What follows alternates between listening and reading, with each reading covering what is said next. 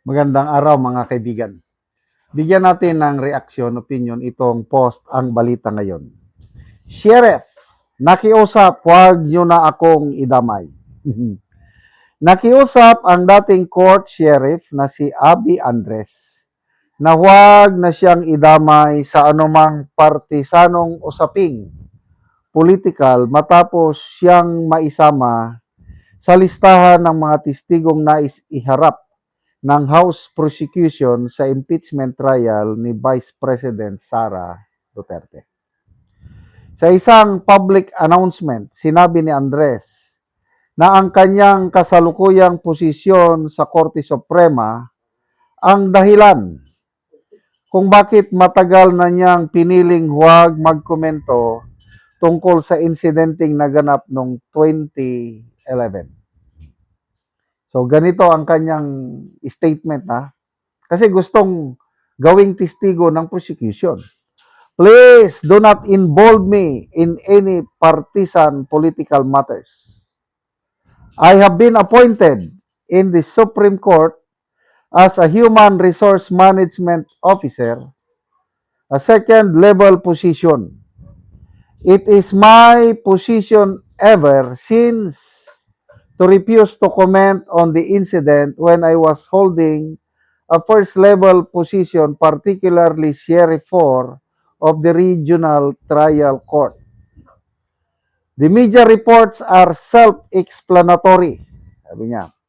Nauna siyang isinama ng House prosecution sa witness list upang suportahan ang aligasyon o may umano'y tendency to inflict violence si BP Sara. Si Andres ang court sheriff na nasangkot sa demolition operations sa Davao City noong Hulyo 2011 kung saan nagkaroon siya ng konfrontasyon noon kay Davao City Mayor Sara Duterte habang ipinatutupad ang isang court-ordered demolition. Sa kanyang pahayag, hindi na muling tinalakay ni Andres ang mismong insidente at iginiit na nais niyang mapanatili ang pagiging walang kinikilingan na hinihingi ng kanyang kasalukuyang tungkulin sa hudikatura. So, ano ang ibig sabihin nito? Kasi isinama siya ng prosecution. Ibig bang sabihin, ang prosecution, wala pa silang communication. So, hindi pa nila nakuha ang taus-pusong ano ba ito? Taus-pusong sali ni Abby Andres na maging witness laban kay BP Sara. Kasi sabi, huwag nyo na akong isama dyan. Totoo nga naman, kung tutusin isang bangungot para kay Sheriff Andres, itong nangyari. Kasi ang nakalaban niya, isang napaka-popular na mayor. At ngayon, vice president na. At posible pang maging presidente sa 2028. Kung ako si Sheriff Abby Andres, mas mabuti para sa akin na wag nang sasama dyan. Kasi malalagay na naman siya sa limelight. Very ma, i-flash ngayon sa screen. Kung matuloy, pinapanood ng halos lahat ng Pilipino, i-flash ngayon yung mukha niya na sinusuntok ng isang galit na Mayor Inday Sara. Di ba, ano yan sa kanya, trauma, pati sa kanyang mga anak, pamilya. Tama naman.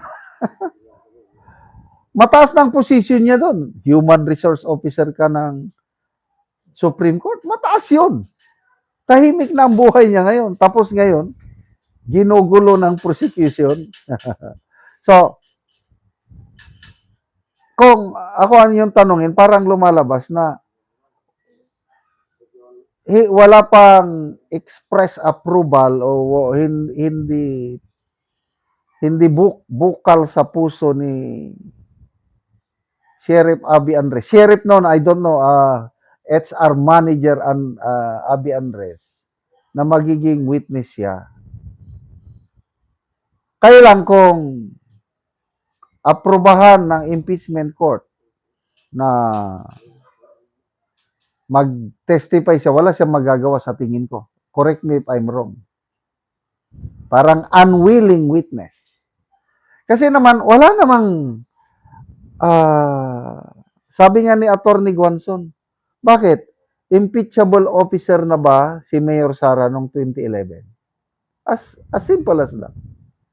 What's the use of i-represent mo ang isang testigo sa isang insidente nangyari noong 2011 na hindi naman impeachable officer si Mayor Sara by that time. So, ano talaga? Desperado. That's how I describe it. Wala silang ibang witness. Yung grave threat na inaakusin nila kay BP Sara, hindi nila ma-present yung assassin kuno na kinontak ni BP Sara na manggurgur sa tatlo. Wala silang may-present. Kaya, para lang may present, ito na, si Sheriff Abby Andres. Na, kawawa naman ang taong ito na malalagay na naman sa limelight ang kanyang buhay kasama ang kanyang pamilya. Pero magtitistigo ka sa future president na sinapak ako ni Mayor Sara, masakit ang loob ko. Ganun bang sasabihin? Kawawa naman ang prosecution. Kung ano-ano na lang ang ano. So, good luck sa prosecution team. Sana huwag niyong pilitin si Mr. Abby Andres kung ayaw niyang magtestigo. Sana bigyan niyo naman siya ng katahimikan sa kanyang buhay ngayon. Salamat mga kaibigan sa inyong pagsubaybay sa channel na ito. Nakakatulong kayo ng malaki sa tribong Talandig ng Bukidnon dahil ang income natin sa channel na ito pantulong po sa tribo. Namimigay tayo ng libreng yero at pako para makapagpatayo naman sila ng mas maayos na tirahan. Panoorin niyo ang video na ito. Karon mo na ni ang atop sa tagaan na mong yero. Mga dagko na ang buslot sa iyang balay. So kaulanan na gyud. Pambutangan ng og sisglo. Kapaliman. Pamisuran sa mga buslot. Pasoon ang aray, ang buslot doon.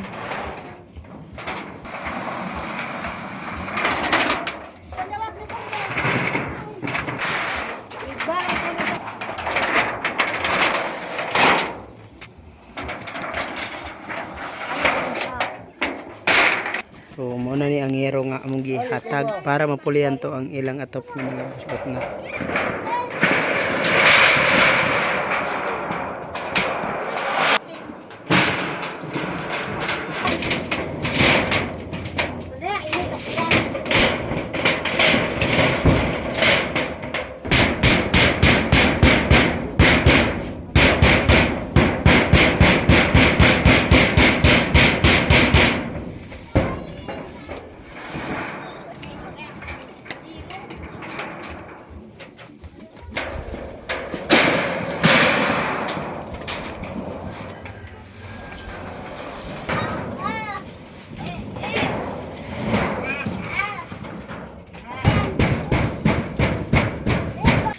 O karon humanagid sa pag-atop. So napulihan na gyud tong mga bosloton nga ilang atop. Salamat sa Ginoo nga napulihan ang among sen sa naghatag. Salamat sa nagtabang nga napulihan ang among atop nga dili nami maulanan. Oo. Salamat gid kaayo sa Ginoo. Ante pila na to ka tuig ang inyong balay nga inadto na ang itsura nga buslot na gyud. 15 na katuig, 15 na ka tuig. dugay na kayo. So nga naman ante sulod sa 15 na ka tuig wala gyud mo nakapuli og atop. Kay naaya mong gipas-an nga bugat nga problema. Sa wala mi nakapuli og atop. Tungod sa kalisod nga wala na ko'y trabaho, nga doon na ko'y sakit nga bati karon sa akong lawas, nga dili na ko makakaya og trabaho. Si Uncle dili na sad ka trabaho. Dili na sad siya ka trabaho. Oo, so salamat ka ante. Tagtag og hero. Salamat.